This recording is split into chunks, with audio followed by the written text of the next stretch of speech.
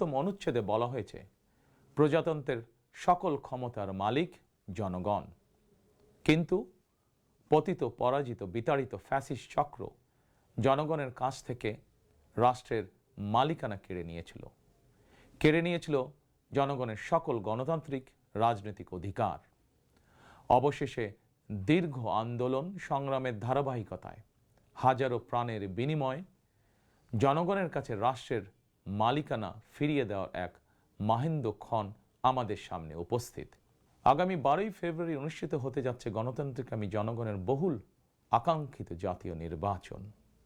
প্রিয় দেশবাসী, রাষ্ট্র, রাজনীতি এবং সরকারে জনগণের অধিকার প্রতিষ্ঠার এই শুভ সময় মহান আল্লাহর দরবারে শুকরিয়া আদায় করে আমি আপনাদের সামনে কয়েকটি কথা বলতে চাই।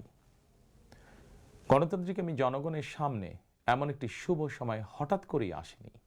এর জন্য বাংলাদেশ জাতীয়তাবাদী দল বিএনপি সহ গণতন্ত্রের পক্ষের সকল রাজনৈতিক দল এবং গণতান্ত্রিকামী জনগণকে দীর্ঘ 1.5 দশকেরও বেশি সময় ধরে আন্দোলন সংগ্রাম করতে হয়েছে। ফ্যাসিবাদ বিরোধী এই ধারাবাহিক আন্দোলনে হাজার হাজার মানুষকে গুম, খুন, অপহরণ করা হয়েছিল। আয়নাঘর নামক এক বর্বর বন্দিখানা যেন হয়ে উঠেছিল জ্যান্ত মানুষের কবরস্থান। শুধুমাত্র 2024 সালে ছাত্র জনতার ঐতিহাসিক গণ অভ্যুত্থানেই 14 শতাধিক মানুষকে হত্যা করা হয়েছে। আহত হয়েছেন কমপক্ষে 30,000 মানুষ। বাংলাদেশের জন্মযুদ্ধ থেকে আজ পর্যন্ত দেশে গণতন্ত্র এবং মানুষের অধিকার প্রতিষ্ঠার জন্য বিভিন্ন সময় যারা শহীদ হয়েছেন তাদের মাগফিরাত কামনা করছি। যারা আহত হয়েছেন তাদের প্রতি জানাই গভীর সহানুভূতি এবং সহমর্মিতা। হতাহতদের শোক সন্তপ্ত পরিবারের প্রতি জানাই গভীর সমবেদনা। প্রিয় দেশবাসী, 1971 সালের স্বাধীনতা অর্জনের যুদ্ধ, 1975 সালের 7ই নভেম্বরের আধিপত্যবাদ ও তাবেদার অপশক্তি বিরোধী বাংলাদেশ, 90-এর স্বৈরাচার বিরোধী আন্দোলন, শাপলা চত্বরের গণহত্যা কিংবা সর্বশেষ 2024 সালের স্বাধীনতা রক্ষার যুদ্ধ, ইতিহাসের এমন প্রতিটি বাঁকে হাজারো লক্ষ মানুষ অকাতরে জীবন দিয়েছেন। একটি প্রাণের সমাপ্তির মধ্যে দিয়ে একটি পরিবারের স্বপ্ন ও সম্ভাবনা, আশা আকাঙ্ক্ষারও মৃত্যু ঘটে। এই মানুষগুলো কেন এমন অকাতরে জীবন দিয়েছিলেন? কি ছিল তাদের চাওয়া? কোনো কিছু দিয়েই মৃত্যুর প্রতিদান হয় না। তাহলে কি এত প্রাণের বিসর্জন বৃথা হয়ে যাবে? না, অবশ্যই বৃথা যেতে দিতে পারি না। আমরা যারা এখনো আল্লাহর রহমতে বেঁচে আছি, আমাদের উচিত সকল শহীদদের আকাঙ্ক্ষিত বাংলাদেশ প্রতিষ্ঠা করা। একটি ন্যায়ভিত্তিক, মানবিক, নিরাপদ, গণতান্ত্রিক বাংলাদেশ প্রতিষ্ঠার মাধ্যমে আমরা দেশ এবং জনগণের জন্য উৎসর্গকৃত সকল প্রাণের প্রতিদান দেবার চেষ্টা করতে পারি। প্রিয় দেশবাসী, বাংলাদেশ প্রায় 20 কোটি মানুষের জনবহুল দেশ। দেশের মোট জনশক্তির অর্ধেকের বেশি নারী। জনসংখ্যার 4 কোটির বেশি তারুণ্য, 5 কোটির বেশি শিশু, 40 লাখের বেশি প্রতিবন্ধী মানুষ, কোটি কোটি শ্রমিক, কৃষক। এই সকল শ্রেণী পেশার মানুষের আকাঙ্ক্ষা বাস্তবায়ন করতে ব্যর্থ হলে শেষ পর্যন্ত খোদ রাষ্ট্রযন্ত্রই দুর্বল হয়ে পড়বে। নাগরিকদের দুর্বল রেখে রাষ্ট্র কখনোই শক্তিশালী হয়ে উঠতে পারে না। জনগণের রাজনৈতিক এবং অর্থনৈতিক ক্ষমতা নিশ্চিত করা না গেলে দেশে ডেমোক্রেসি, ডেভেলপমেন্ট কিংবা ডিসেন্ট্রালাইজেশন কোনো কিছুরই টেকসই হবে না। আমি মনে করি জনগণের রাজনৈতিক ক্ষমতায়নের পূর্ব শর্ত নাগরিকদের সরাসরি ভোটের অধিকার প্রয়োগের মাধ্যমে স্থানীয় পরিষদের মেম্বার থেকে শুরু করে জাতীয় সংসদ সদস্য পর্যন্ত প্রতিনিধি নির্বাচনের ক্ষমতা অর্জন। প্রতিটি নাগরিকের হারানো রাজনৈতিক ক্ষমতা পুনরুদ্ধারের জন্য আগামী 12ই ফেব্রুয়ারি নির্বাচন একটি বড় সুযোগ। প্রিয় দেশবাসী, এই উপলব্ধি এবং বাস্তবতাকে সামনে রেখে দেশের নাগরিকদের রাজনৈতিক এবং অর্থনৈতিক ক্ষমতা নিশ্চিত করার লক্ষ্যে ইতিমধ্যেই বিএনপির নির্বাচনী ইশতেহার ঘোষণা করা হয়েছে। প্রতিটি সেক্টর এবং প্রতিটি শ্রেণী পেশার মানুষকে লক্ষ্য করে একটি স্বনির্ভর বাংলাদেশ বিনির্মাণের জন্য আমরা আমাদের পরিকল্পনা সাজিয়েছি। বর্তমান প্রজন্মের সামাজিক, অর্থনৈতিক, রাজনৈতিক অধিকার পুনর্বহাল এবং ভবিষ্যৎ প্রজন্মের জন্য একটি নিরাপদ মানবিক বাংলাদেশ প্রতিষ্ঠার লক্ষ্য নিয়েই চূড়ান্ত করা হয়েছে বিএনপির সকল পরিকল্পনা। বিশেষ করে দেশের সকল তরুণ তরুণী, বেকার জনগোষ্ঠী এবং নারীদের জন্য দেশে বিদেশে কর্মসংস্থান এবং কর্ম পরিবেশ নিশ্চিত করাই এবার বিএনপির প্রথম এবং প্রধান অগ্রাধিকার। আমি ইশতেহারে উল্লেখিত কয়েকটি বিষয় খুব সংক্ষিপ্তভাবে আজ আবারও দেশবাসীর সামনে তুলে ধরতে চাই। প্রিয় দেশবাসী, বেকার সমস্যা নিরসনের লক্ষ্যে ব্যাংক, বিমা, পুঁজিবাজার সহ দেশের অর্থনৈতিক খাতের সার্বিক সংস্কার, অঞ্চল ভিত্তিক অর্থনীতিকে চাঙা করা এবং শিল্প ও বাণিজ্যে দেশি বিদেশি বিনিয়োগ বৃদ্ধির মাধ্যমে দেশে বিদেশে 1 কোটি কর্মসংস্থান তৈরির লক্ষ্যমাত্রা নির্ধারণ করা হয়েছে। এভাবে পর্যায়ক্রমিকভাবে 1 কোটি কর্মসংস্থান তৈরির লক্ষ্যমাত্রা অর্জনের জন্য কয়েকটি সেক্টরকে বিশেষভাবে চিহ্নিত করে নতুন কর্মসংস্থান তৈরির উপায় এবং কর্মকৌশল নির্ধারণ করা হয়েছে। এরই অংশ হিসাবে দেশব্যাপী কারিগরি এবং ব্যবহারিক শিক্ষা প্রদানের মাধ্যমে বেকার জনগোষ্ঠীকে দক্ষ জনশক্তিতে রূপান্তরিত করা হবে। কলেজ, মাদ্রাসা, বিশ্ববিদ্যালয় বিনামূল্যে স্কিলস ডেভেলপমেন্ট, ফ্রিল্যান্সিং এবং আউটসোর্সিং প্রশিক্ষণ প্রদান করা হবে, যাতে করে বেকার যুবক কিংবা তরুণ তরুণীরা দেশে বিদেশে উচ্চ বেতনের চাকরির জন্য প্রস্তুত হয়ে সরাসরি কর্মক্ষেত্রে কর্মসংস্থানে যুক্ত হতে পারেন। প্রতিটি অঞ্চল ভিত্তিক স্থানীয়ভাবে বিখ্যাত এবং ঐতিহ্যবাহী পণ্যের উৎপাদন এবং বাজারজাতকরণের জন্য বিশেষ উদ্যোগ নেওয়ার প্রস্তুতি রয়েছে। স্থানীয় কুটির শিল্প ও এসএমই খাত বিকশিত করার জন্য সহজ এবং স্বল্প সুদে ঋণ সুবিধা দেওয়ার পরিকল্পনা আমাদের রয়েছে। বৈশ্বিক ই-কমার্স প্ল্যাটফর্মের পণ্য রফতানির লক্ষ্যে বেসরকারি শিল্প সম্প্রসারণ ও কর্মসংস্থান সৃষ্টির সহায়ক উদ্যোগ নেওয়ার পরিকল্পনা নেওয়া হয়েছে।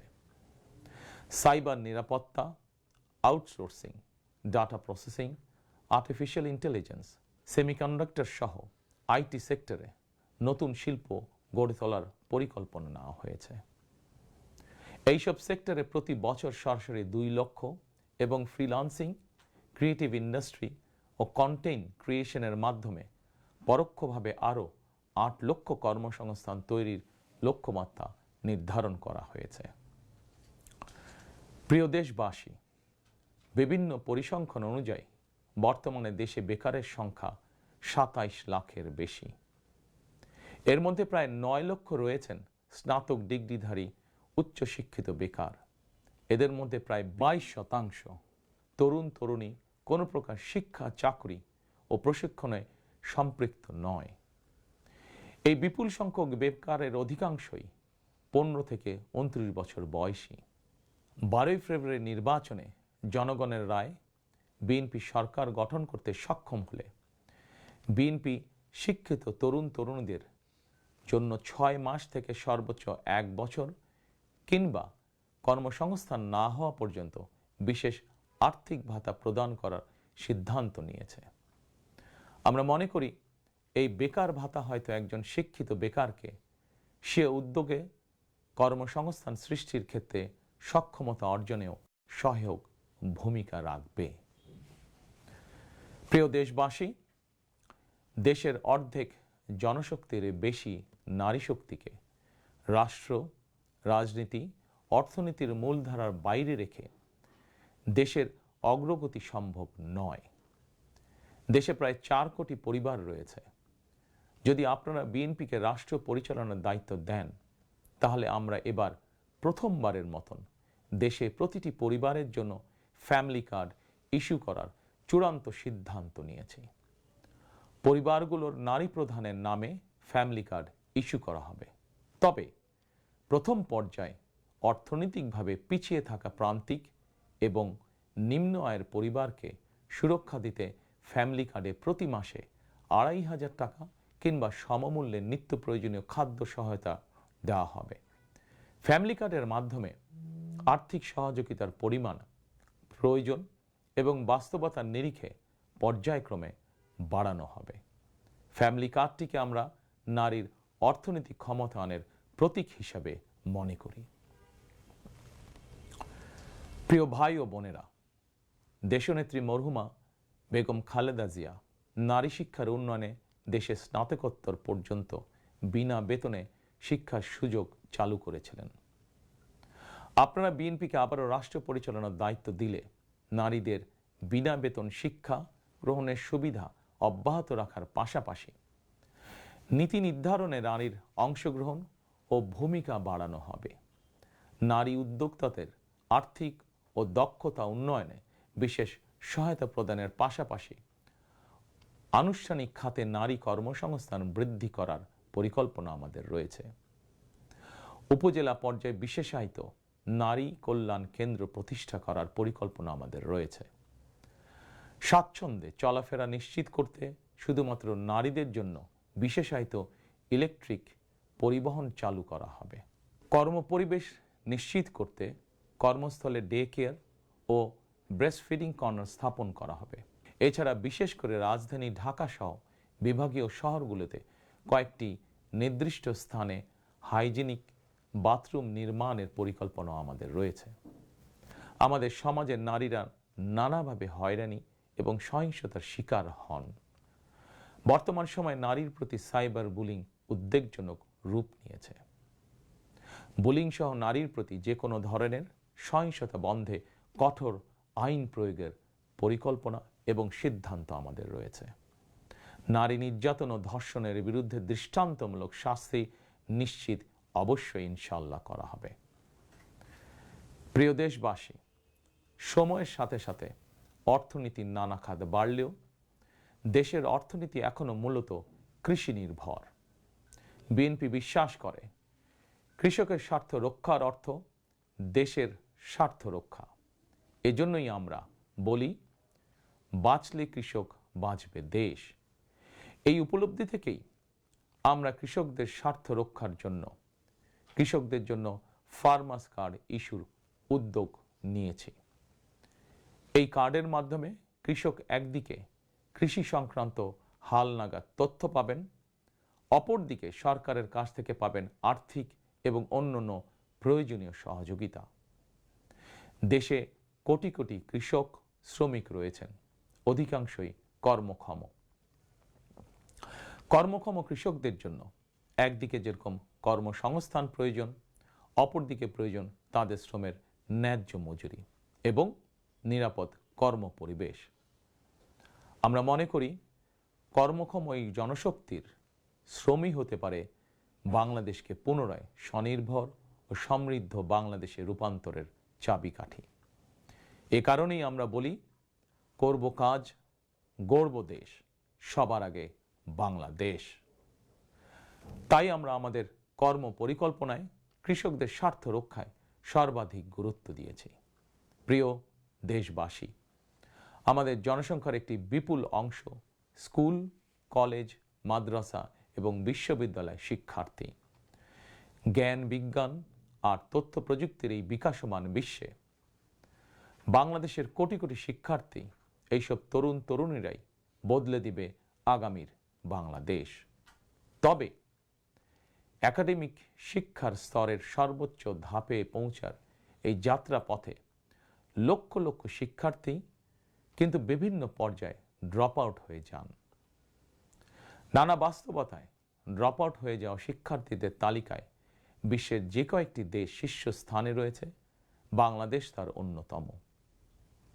একজন শিক্ষার্থী শিক্ষা স্তরের যে কোনো পর্যায়ে ড্রপ আউট হওয়ার পর তাদেরকে যেন বেকার জীবন কাটাতে না হয়, সেজন্য হাই স্কুল পর্যায় থেকে আমরা শিক্ষা কারিকুলামে কারিগরি এবং ব্যবহারিক অর্থাৎ টেকনিক্যাল এবং ভোকেশনাল শিক্ষাকে আবশ্যকীয় করার প্রস্তুতি এবং পরিকল্পনা নিয়ে রেখেছি। একই সঙ্গে দেশের জনশক্তিকে জনসম্পদে রূপান্তর করতে বাংলা এবং ইংরেজির পাশাপাশি হাই স্কুল পর্যায় থেকে সিলেবাসে তৃতীয় আরেকটি ভাষা শিক্ষার ব্যবস্থা রাখার সিদ্ধান্ত এবং পরিকল্পনা আমরা গ্রহণ করেছি। আমরা মনে করি একজন ব্যক্তির একাধিক ভাষা জ্ঞান থাকলে বিশ্বের যে কোনো দেশেই কর্মসংস্থানের অভাব হবে না। বৈশ্বিক চ্যালেঞ্জ মোকাবেলা করে একজন শিক্ষার্থী যাতে যোগ্যতম হিসেবে এগিয়ে যেতে পারেন, সেই চিন্তাকে সামনে রেখেই আমরা শিক্ষা বিশেষজ্ঞদের গবেষণা এবং সুপারিশের ভিত্তিতে শিক্ষা কারিকুলাম পরিমার্জনের পরিকল্পনাও চূড়ান্ত করেছি। আমরা শিক্ষা কারিকুলাম এমনভাবে ঢেলে সাজানোর প্রস্তুতি নিয়েছি যাতে সকল শিক্ষার্থী শিক্ষা স্তরের প্রতিটি ধাপে একাডেমিক জ্ঞানের পাশাপাশি একটি বিশেষ কারিগরি ব্যবহারিক শিক্ষার দক্ষতাও অর্জন করতে সক্ষম হন। প্রিয় দেশবাসী, আমরা রিজিকে বিশ্বাস করি এবং সাধারণত আমরা রিজিক বলতে খাওয়া দাওয়া কিংবা অর্থ সম্পদকে বুঝি। তবে ধর্মীয় দৃষ্টিতে রিজিকের একাধিক স্তর রয়েছে। সবচেয়ে গুরুত্বপূর্ণ একটি স্তর হচ্ছে মানুষের শারীরিক ও মানসিক সুস্থতা। শারীরিক ও মানসিক সুস্থতার জন্য আমরা জনগণের স্বাস্থ্যসেবা নিশ্চিত করার কার্যকর উদ্যোগ এবং পরিকল্পনা গ্রহণ করেছি। জনগণের দৌড়গোড়ায় চিকিৎসা সেবা পৌঁছে দিতে prevention is better then cure, অর্থাৎ প্রতিকারের চেয়ে প্রতিরোধী উত্তম, আমরা এই নীতিতে প্রবর্তন করতে চাই। এই লক্ষ্যে আমরা প্রাথমিক স্বাস্থ্য ও চিকিৎসা কোর্স সম্পন্ন করিয়ে সারা দেশে 1 লক্ষ হেলথ কেয়ার নিয়োগ দেওয়ার পরিকল্পনা গ্রহণ করেছি। নিয়োগ পাওয়া হেলথ কেয়ারদের শতকরা 80% হবেন নারী সদস্য। প্রতিটি ইউনিয়ন পর্যায়ে নিয়োগ পাওয়া হেলথ কেয়ারগণ মানুষের দৌড়গোড়ায় যাবেন এবং তাদেরকে প্রাথমিক চিকিৎসা ও পরামর্শ দেবেন। আমরা মনে করি কোনো রোগ প্রতিরোধের ব্যাপারে প্রাথমিক পর্যায়ে সঠিক পরামর্শ পেলে অনেক রোগী শুরুতেই নিরাময় করা সম্ভব হয়ে ওঠে। প্রিয় দেশবাসী, বিজ্ঞান ও তথ্য প্রযুক্তির বর্তমান বিশ্ব আরও এক ধাপ এগিয়ে এখন কৃত্রিম বুদ্ধিমত্তার যুগে প্রবেশ করেছে। চাইলেও কারো পক্ষে এর প্রভাব থেকে মুক্ত থাকা সম্ভব নয়। রাজনীতি, রাষ্ট্রনীতি, অর্থনীতি সবকিছুই এখন তথ্য প্রযুক্তিকে ঘিরেই আবর্তিত হচ্ছে। সুতরাং তথ্য প্রযুক্তির বিশ্ব শাসন করার মতন মেধা, যোগ্যতা, জ্ঞানে, বিজ্ঞানে আমাদের তরুণ সমাজ সমৃদ্ধ না হতে পারলে ভবিষ্যতের চ্যালেঞ্জ মোকাবেলা আমাদের পক্ষে অসম্ভব হয়ে পড়বে। এই চ্যালেঞ্জ মোকাবেলায় রাষ্ট্রীয় নীতি কী হবে, বিএনপি ইতিমধ্যেই সেই সব কার্যক্রম চূড়ান্ত করেছে। আইসিটিকে দেশের অন্যতম থ্রাস্ট সেক্টর হিসেবে চিহ্নিত করে ফ্রিল্যান্সিং এবং আউটসোর্সিং সহ তথ্য প্রযুক্তি খাতকে রাষ্ট্রীয়ভাবে সহযোগিতা করার নীতিমালা চূড়ান্ত করেছে বিএনপি। প্রিয় দেশবাসী, আপনারা জানেন সকল বাধা উপেক্ষা করে 2023 সালে ফ্যাসিবাদী শাসন আমলেই বিএনপি রাষ্ট্র মেরামতের 31 দফা উপস্থাপন করেছিল। এরপর প্রতিটি দফা কিভাবে বাস্তবায়ন করা হবে সেই বিষয়ে দেশে প্রবাসে বসবাসরত সংশ্লিষ্ট ক্ষেত্রে বিশেষজ্ঞদের সঙ্গে মাসের পর মাস আলোচনা করে কর্ম পরিকল্পনা বাস্তবায়নে প্রক্রিয়া এবং পদ্ধতিও চূড়ান্ত করা হয়েছে। প্রতিটি দফা বাস্তবায়নে ব্যয় নির্বাহের খাতও যথাযথভাবে চূড়ান্ত করা হয়েছে। কারণ আমরা মনে করি দেশ এবং জনগণের স্বার্থে কোনো শুভ উদ্যোগ নিলে সমস্যা হওয়ার কোনো কারণ নেই। বেগম খালেদা জিয়া রাষ্ট্রের টাকা দিয়েই বিনামূল্যে নারী শিক্ষার সুযোগ করে দিয়েছিলেন। প্রিয় দেশবাসী, আপনারা জানেন ফ্যাসিবাদের শাসন আমলে প্রতি বছর দেশ থেকে $16 বিলিয়ন পাচার করে দেওয়া হতো। এভাবে দুর্নীতি এবং টাকা পাচার আর অপচয় রোধ করা গেলে ফ্যামিলি কার্ড, ফার্মার্স কার্ড কিংবা বেকার ভাতা প্রদানের মতন ইতিবাচক উদ্যোগগুলো বাস্তবায়নের জন্য অর্থের সংকুলন অসম্ভব নয়। শুধু রাজনৈতিক সদিচ্ছার প্রয়োজন। জনস্বার্থে প্রতিশ্রুতি পূরণের রাজনৈতিক সদিচ্ছা বিএনপির রয়েছে। প্রিয় দেশবাসী, আমাদের সকল ওয়াদা বাস্তবায়নের জন্য আপনাদের দোয়া, সমর্থন, সহযোগিতা এবং ভোট চাই। প্রিয় দেশবাসী, জনগণ রাষ্ট্রের মালিক। জনগণ রাষ্ট্রের মালিক হলে রাষ্ট্রের সুযোগ সুবিধাও ভোগ করা জনগণের অধিকার। কিন্তু ফ্যাসিবাদ আমলে সকল সুযোগ সুবিধা সম্পদ জনগণের পরিবর্তে মাফিয়া সিন্ডিকেটের হাতে কুক্ষিগত ছিল। সুতরাং এবারের নির্বাচনের মাধ্যমে বিএনপি শুধু রাষ্ট্রের মালিকানাই নয়, জনগণ যাতে ন্যায্যভাবে রাষ্ট্রীয় সুযোগ ও সুবিধাও ভোগ করতে পারেন, বিএনপি সেটিকেও ইনশাল্লাহ নিশ্চিত করতে চায়। প্রিয় দেশবাসী, সমাজের প্রতিটি শ্রেণী পেশার মানুষের প্রতি লক্ষ্য রেখেই আমরা আমাদের আগামীর বাংলাদেশ গড়ার পরিকল্পনা সাজিয়েছি। আমাদের এই পরিকল্পনা থেকে সমাজের কোনো অংশই বাদ যায়নি। দেশে প্রতিবন্ধী প্রায় 40 লক্ষ মানুষের কল্যাণ নিয়েও আমাদের পরিকল্পনা রয়েছে। আমরা মনে করি প্রতিবন্ধী মানুষদের প্রতি শুধু পরিবার নয়, রাষ্ট্রেরও বিশেষ দায়িত্ব রয়েছে। আমরা সেই দায়িত্ব যথাযথভাবে পালন করতে চাই। বাংলাদেশে প্রায় 2 লক্ষ মসজিদ রয়েছে। এই মসজিদের কয়েক লক্ষ খতিব, ইমাম, মুয়াজ্জিম সাহেব রয়েছেন। জন্ম থেকে মৃত্যু পর্যন্ত এই মানুষগুলোর সঙ্গে আমাদের রয়েছে ধর্মীয়, সামাজিক, আত্মিক এবং আধ্যাত্মিক সম্পর্ক। এদের অনেকেই আর্থিকভাবে পিছিয়ে রয়েছেন। জনগণের রায় বিএনপি রাষ্ট্র পরিচালনার সুযোগ পেলে দেশের ইমাম, খতিব, মুয়াজ্জিম এবং একইভাবে অন্য সকল ধর্মের ধর্মীয় গুরুদের জন্য রাষ্ট্রীয়ভাবে আর্থিক সহযোগিতা ইনশাল্লাহ আমরা নিশ্চিত করতে চাই। প্রিয় দেশবাসী, পতিত, পরাজিত ও বিতাড়িত ফ্যাসিবাদ অপশক্তি দেশের সকল সাংবিধানিক এবং বিধিবদ্ধ প্রতিষ্ঠানগুলোকে অকার্যকর করে দিয়েছিল। প্রশাসনকে চূড়ান্ত রকমের দলীয়করণ করে ফেলেছিল। প্রশাসন পরিচালনায় বিএনপির নীতি হবে প্রতিটি সাংবিধানিক প্রতিষ্ঠান চলবে সাংবিধানিক নিয়মে। শাসন প্রশাসনকে দলীয়করণ নয়, প্রশাসনে নিয়োগ কিংবা পদোন্নতি হবে মেধা এবং যোগ্যতার ভিত্তিতে। জনপ্রশাসন সঠিক ভিত্তির উপর প্রতিষ্ঠিত হতে না পারলে আমাদের কোনো উদ্যোগেরই সুফল মিলবে না। আমরা ইতিমধ্যেই জনগণের সামনে উপস্থাপিত আমাদের দলীয় ইশতেহারে বলেছি, জনগণের রায় বিএনপি রাষ্ট্র পরিচালনার দায়িত্ব পেলে সরকারি কর্মকর্তা এবং কর্মচারীদের জন্য যথাসময়ে জাতীয় পে স্কেল ঘোষণা এবং বাস্তবায়ন করা হবে। প্রিয় দেশবাসী, বিশ্বের বিভিন্ন দেশে প্রায় 1.5 কোটি প্রবাসী বাংলাদেশির বসবাস। প্রবাসীরা অনেকেই বাংলাদেশে তাদের প্রিয় পরিবার পরিজন ছেড়ে বিশ্বের বিভিন্ন দেশে বসবাস করেন। বৈদেশিক আয়ের ক্ষেত্রে বাংলাদেশে গার্মেন্টস সেক্টরের পরই প্রবাসী বাংলাদেশিদের অবদান। কিন্তু দেশে প্রবাসীদের সুযোগ সুবিধা, সম্মান এবং মূল্যায়নের ক্ষেত্রে তাদের অভিযোগ দীর্ঘদিনের।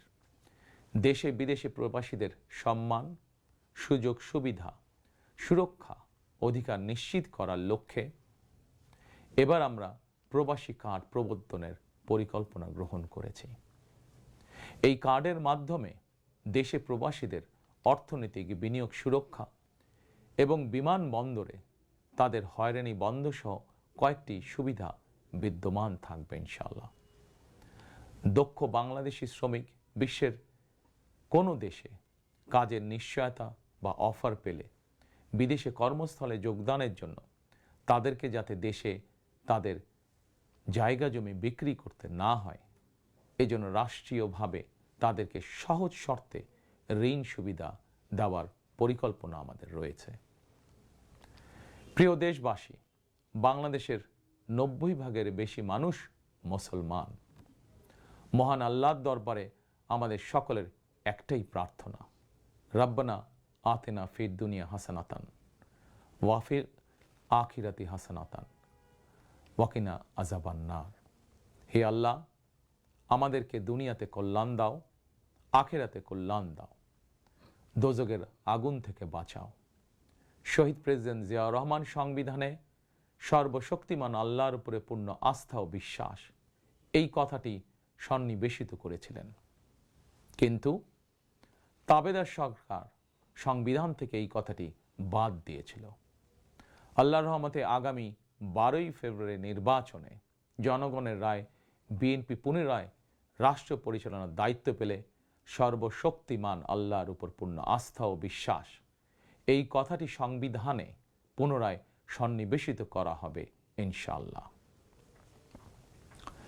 প্রিয় দেশবাসী, আমাদের এই ধর্মীয় বিশ্বাস এবং মূল্যবোধের বিরুদ্ধে বিভিন্ন সময় সামাজিক রাজনৈতিক আগ্রাসন চালানোর অপচেষ্টা হয়েছিল। অপরদিকে দেশ বরেণ্য অনেক আলেম ওলেমা সোচ্চার কণ্ঠে বলেছেন, কেউ কেউ স্রেফ দলীয় স্বার্থ হাসিলের জন্য ধর্মের অপব্যাখ্যা করে বিশ্বাসী মুসলমানদেরকে বিভ্রান্ত করারও অপচেষ্টা চালাচ্ছে। সুতরাং সকল বিশ্বাসীদের প্রতি আহ্বান, কেউ যেন বিশ্বাসী মুসলমানদেরকে বিভ্রান্ত করতে না পারে, সে ব্যাপারে আমাদের সকলকে সতর্ক থাকতে হবে। বিএনপি এমন একটি নিরাপদ বাংলাদেশ গড়তে চায় যেখানে মুসলমান, হিন্দু, বৌদ্ধ, খ্রিস্টান, বিশ্বাসী, অবিশ্বাসী কিংবা সংশয়বাদী, পাহাড়ে কিংবা সমতলে বসবাসকারী প্রতিটি নাগরিক নিরাপদ থাকবে। 1971 সালের স্বাধীনতা যুদ্ধ সময় কে কোন ধর্মের, এটি কোনো জিজ্ঞাসা ছিল না। 2024 সালের স্বাধীনতা রক্ষার যুদ্ধেও কে কোন ধর্মের, কার কি ধর্মীয় পরিচয়, এটি কোনো জিজ্ঞাসা ছিল না। আমরা মনে করি ধর্ম যার যার, রাষ্ট্র সবার। প্রতিটি ধর্মের মানুষ নিজ নিজ ধর্মীয় বিশ্বাস এবং রীতি অনুযায়ী যার যার ধর্ম পালন করবেন। এটি একটি আধুনিক সভ্য সমাজের রীতি। সকল নাগরিকের শান্তি এবং নিরাপত্তা নিশ্চিত করা রাষ্ট্রের দায়িত্ব। ধর্ম যার যার, নিরাপত্তা পাবার অধিকার সবার। প্রিয় দেশবাসী, দেশের গত 55 বছরের ইতিহাসে এটি বারবার প্রমাণিত হয়েছে, দেশের গণতান্ত্রিকামী জনগণ তাদের স্বাধীনতা হরণকারী স্বৈরাচার, ধর্মীয় চরমপন্থা কিংবা উগ্রবাদ কোনোটিকেই পছন্দ করে না। নিজ নিজ ধর্মীয় বিশ্বাস এবং সংস্কৃতি বজায় রেখেই যাতে আমরা সকলে মিলেমিশে একটি নিরাপদ বাংলাদেশ গড়তে পারি, এ লক্ষ্যেই স্বাধীনতার ঘোষকের যুগান্তকারী রাজনৈতিক দর্শন ছিল বাংলাদেশী জাতীয়তাবাদ। দল, মত, ধর্ম, বর্ণ নির্বিশেষে এই বাংলাদেশ আমাদের সবার, আমরা সবাই বাংলাদেশী। প্রিয় দেশবাসী, দেশের জনগণের সমর্থনে বিএনপি অতীতে বহুবার রাষ্ট্র পরিচালনার সুযোগ পেয়েছে। স্বাধীনতার ঘোষক জিয়াউর রহমান রাষ্ট্র পরিচালনার দায়িত্ব পেয়ে দেশকে স্বনির্ভর বাংলাদেশ হিসাবে গড়ে তুলেছিলেন। বাংলাদেশের স্বার্থের পক্ষে থাকার কারণেই তাকে শাহাদাত বরণ করতে হয়েছে।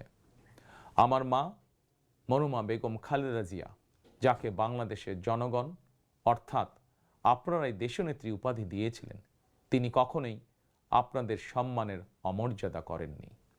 জীবনের শেষ বয়সে এসেও তিনি জেল জুলুম বরণ করেছেন, কিন্তু বাংলাদেশের স্বার্থের সঙ্গে আপোষ করেননি। সন্তান হিসাবে আমি জানি তার কাছে অনেক প্রস্তাব এসেছিল। তিনি চাইলেই সেই প্রস্তাব গ্রহণ করে জেল জুলুম এড়িয়ে বিদেশে চলে যেতে পারতেন, কিন্তু তার হৃদয় জুড়ে ছিল বাংলাদেশ। দেশের স্বাধীনতা প্রিয় গণতন্ত্রকামী জনগণের বিশ্বাস ছিল খালেদা জিয়া জালিমের কারাগারে থাকলেও তিনি তাবেদার অপশক্তির ভয়ের কারণ। খালেদা জিয়াও জনগণের বিশ্বাস এবং ভালোবাসার মর্যাদা দিয়েছিলেন। তিনি দেশেই থেকেছিলেন শেষ দিন পর্যন্ত। প্রিয় দেশবাসী, ফ্যাসিবাদ মুক্ত বাংলাদেশে আপসীন নেত্রী বেগম খালেদা জিয়া দেশে পুনরায় গণতন্ত্রকে প্রাতিষ্ঠানিক রূপ দিতে চেয়েছিলেন, জনগণের অধিকার প্রতিষ্ঠা করতে চেয়েছিলেন। দেশের স্বাধীনতা প্রিয় গণতন্ত্রকামী জনগণের সামনে খালেদা জিয়ার আকাঙ্ক্ষা পূরণের সেই সময় উপস্থিত। আগামী 12ই ফেব্রুয়ারি রাষ্ট্র ও সরকারের জনগণের অধিকার প্রতিষ্ঠার দিন। দেশনেত্রী খালেদা জিয়া জনগণের চূড়ান্ত বিজয় দেখে যেতে পারেননি।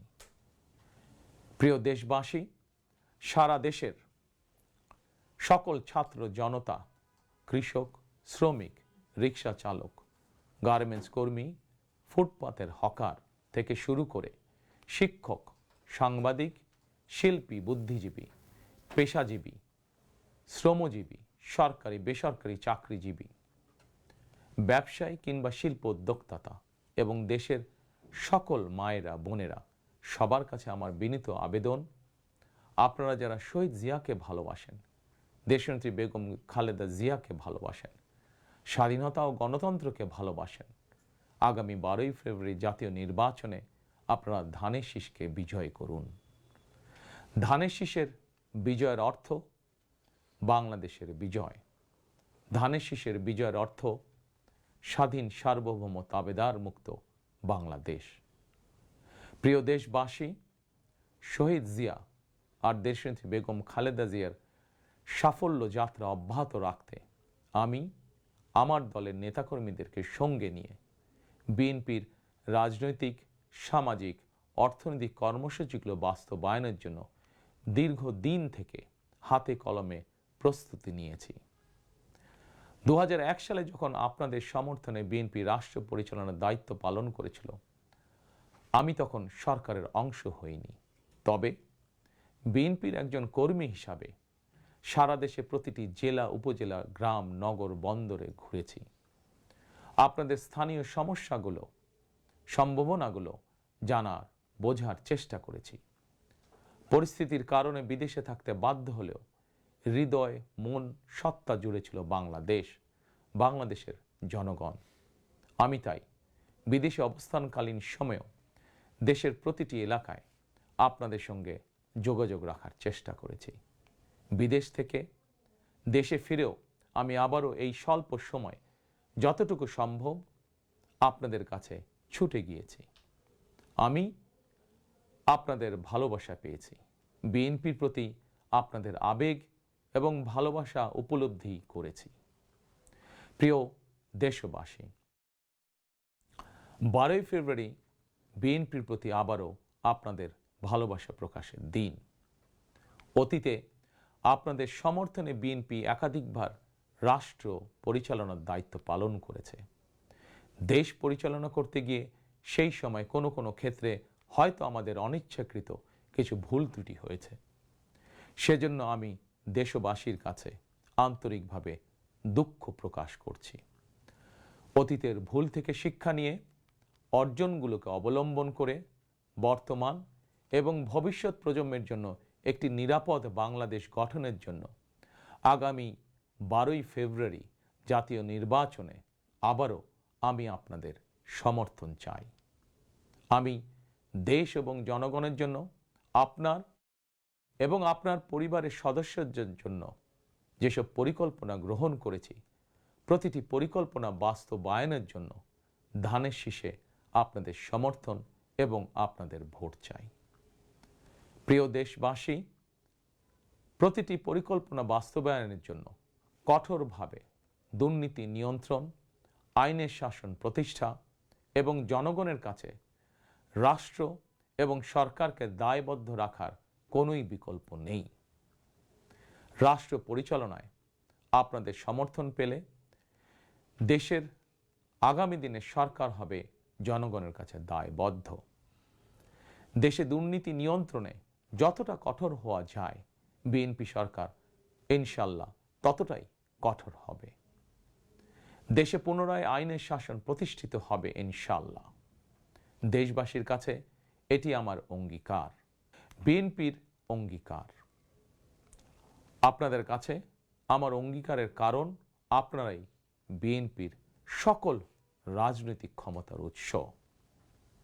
প্রিয় দেশবাসী, ফ্যাসিবাদ আমলে 2024 সালের 7ই জানুয়ারি তথাকথিত দামি নির্বাচনে আমি আপনাদের প্রতি আহ্বান জানিয়ে বলেছিলাম 7ই জানুয়ারি সারাদিন পরিবারকে সময় দিন। বর্তমানে ফ্যাসিবাদ মুক্ত বাংলাদেশে অনুষ্ঠিত জাতীয় নির্বাচনে এবার দেশবাসীর প্রতি আমার আহ্বান, আপনাদের প্রতি আমার বিনীত আবেদন, 12ই ফেব্রুয়ারি সারাদিন ধানের শীষে ভোট দিন। তারুণ্যের প্রথম ভোট ধানের শীষের জন্য হোক। প্রিয় দেশবাসী, গণতন্ত্রকামী প্রিয় ভাই ও বোনেরা, 12ই ফেব্রুয়ারি আপনারা ধানের শীষের প্রার্থীদের দায়িত্ব নিন। 13 তারিখ থেকে আপনাদের নির্বাচিত এমপিরা আপনাদের দায়িত্ব নেবেন। নির্বাচিত প্রতিনিধিরা আপনাদের দায়িত্ব ঠিক মতন পালন করছে কিনা সেটি নিশ্চিত করার দায়িত্ব আমি নেব ইনশাল্লাহ। 12ই ফেব্রুয়ারি যদি আপনাদের সমর্থন পাই তাহলে রাষ্ট্র পরিচালনায় বিএনপির মূল মন্ত্র থাকবে মহানবীর মহান আদর্শ ন্যায়পরায়ণতা।